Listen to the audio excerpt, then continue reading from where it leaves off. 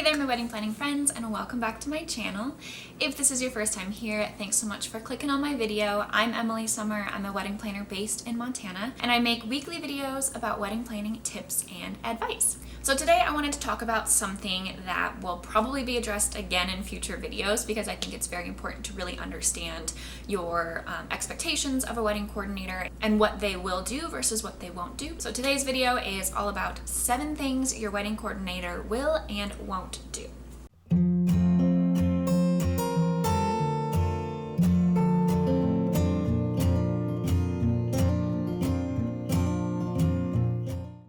So for those of you that are new around here or haven't seen my other videos, I did one on the difference between a day of coordinator or wedding coordinator versus a wedding planner. And yes, there is a difference. So if you are unsure of that or you want a little bit more details on that, I'll link that video above so you can check that out. So this one will kind of follow up to that one and really lay out what to expect from your coordinator versus what a wedding planner will do, or things that honestly neither of them will do. So number 1 is your wedding coordinator will do finishing touches at your wedding day. This is things like setting out the guest book, setting up signage in the parking lot, your welcome sign, your gift and guest book table sign, that sort of thing, and will set out things and not set up. So your wedding coordinator, if you have hired somebody for just a day of coordinator, do not expect them to fully set up for your wedding day. This includes tables, chairs, linens, setting place settings, setting up lights, decorating your arch. All these decorative tasks and fully setting up for a wedding is not something that falls under a day of coordinator's services. Things like setting out final details, like I mentioned before, also setting out centerpieces, that's something that a coordinator might do if they're already arranged in a vase and it just is a matter of putting them out on each table. Things like that is what a wedding coordinator will do on the day. If you're expecting somebody to fully set up for you, you're looking for something more than just a day of coordinating services. Number 2, your wedding coordinator will be on site all day and managing the execution of your wedding setup and setting up with vendors and kind of overseeing all of that prior to the ceremony start time.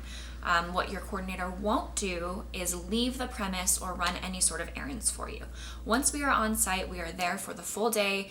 The point is to have somebody as a point of contact there for not only your vendors, but also your bridal party, for yourself, or for family members that might need somebody to go to ask questions so that it's not you.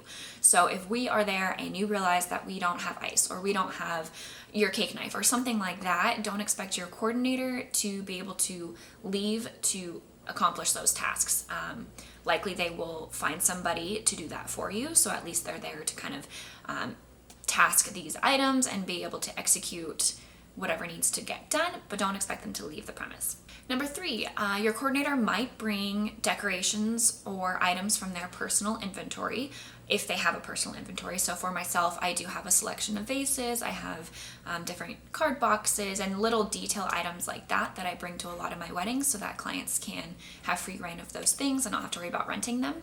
However, your wedding coordinator will not make pickups. So they're not going to go to your rental company and pick up your glassware or your linens or your anything large. On occasion, I will say that I have made certain pickups as a day of coordinator, and usually this is just if it falls within my time frame for the day. So typically as a coordinator, it is at least a 10-hour day, sometimes a 12-hour service.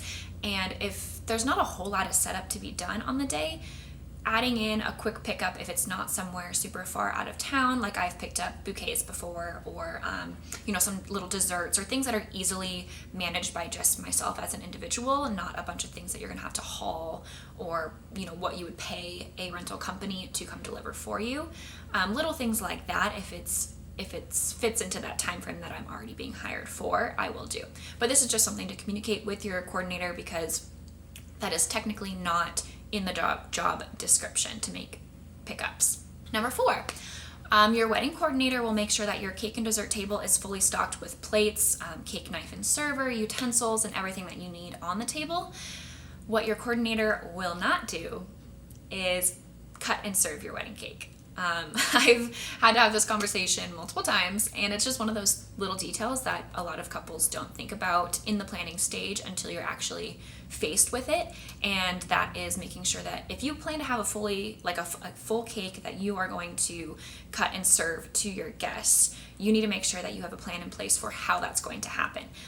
Many catering companies will offer a cutting service for your wedding cake, especially if you have them on site, if your dessert people are coming to deliver and set up, and if you can hire them to stick around and cut and serve that for you. That is not something that your wedding coordinator will do. Your coordinator will communicate with your server on what time to serve them, when to serve them, if you're going to keep your top tier, where to box things up, and what to box up for leftovers at the end of the night, and that sort of thing. But they will not cut and serve your cake. Not only are we busy doing other things at this time and making sure the next item on the list is getting ready to be done, usually that's like setting up for the dances or whatever that might be, but also as a wedding coordinator, we don't have catering licenses. So if someone were to get sick, if we were serving cake, this could potentially be a liability. So it's not just a matter of like, it's not on my job description, I'm not going to do it kind of a thing. There are actually liability things to keep in mind. So just make sure that if you plan to have a cake that you are fully cutting and serving to your guests, that you have somebody there to do that for you. Number 5, your coordinator will assign tasks and have a plan in place for breakdown. We might do things like packing up linen napkins as the night goes on, picking up candles, blowing out candles, certain things to pick up off the table at the end of the night. Don't expect your coordinator to bus your tables, to put all of your dishes away, to pick up all the garbage off your tables, and to fully tear down your tables. Some coordinators will include this as a tear down service as an option for you on your wedding day. So just have this communication, have this conversation with your coordinator and see exactly what they provide in way of tear down, but don't expect them to fully clean up all your tables for you. Number 6, your coordinator will help to remind the groom and groomsmen of any rented items, making sure that they have their ties, bow ties, suspenders, shoes, jackets, all of the parts that have been rented, organized, and checking to see if that anything wasn't left on the chairs at the head table and that sort of thing.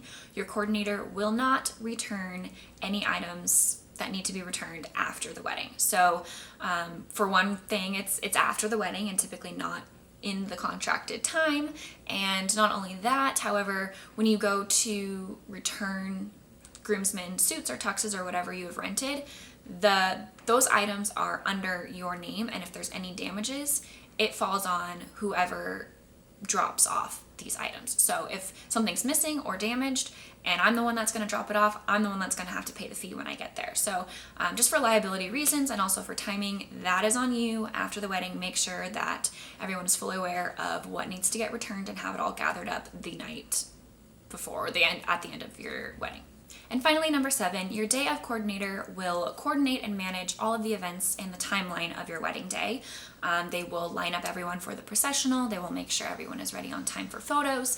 They will help the photographer gather any family or necessary people for photos. And they will coordinate with your DJ for making any sort of announcements, keeping things flowing, making sure toasts are happening on time, dinner's announced on time, dances are happening on time, that sort of thing. Your wedding coordinator will not make these announcements. Your wedding coordinator is not your MC. We typically like to be behind the scenes and make things happen without people really noticing it.